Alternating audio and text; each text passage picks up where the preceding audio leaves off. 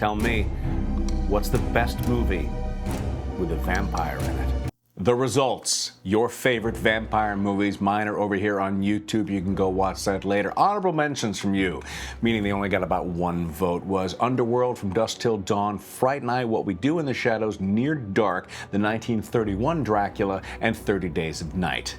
But for your picks, in order, number 7, Fright Night, the original.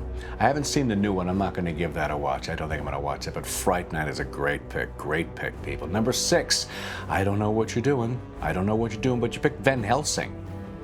Hugh Jackman in Van Helsing as a vampire. I don't know where to go with this. It's when the horse-drawn carriage jumps the ravine is when I checked out. Yeah, Van Helsing. Van Helsing. Number 5 is an oldie but a goodie, a mini-series from 1979, Stephen King's Salem's Lot, starring James Mason and David Soul, better known to the world as Hutch from the original Starsky and Hutch. Number 4 is a personal favorite. I love the sword-swinging badass from the Marvel Universe, Blade. Wesley Snipes in Blade. That opening sequence is everything, and the movie itself is a fun thrill ride. I love Blade. Number 3 is an avid reader of all the Anne Rice books, Interview with the Vampire, with Tom Cruise and Brad Pitt as the lead roles. I think the miniseries version is a better adaptation, but I do love the movie. I do love the movie Interview with the Vampire. Number 2, Francis Ford Coppola's adaptation, Bram Stoker's Dracula, with notably Gary Oldman as the Count, who is just great in everything he does. So of course he's a great Dracula.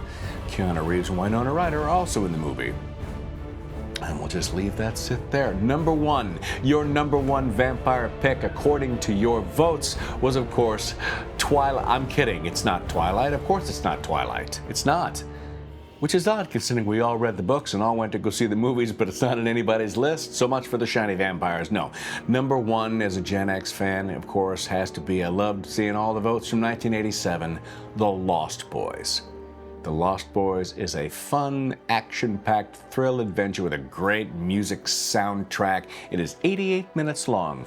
You're in, you're out, it's action, it's fun, it's great. That's your number 1 pick, The Lost Boys.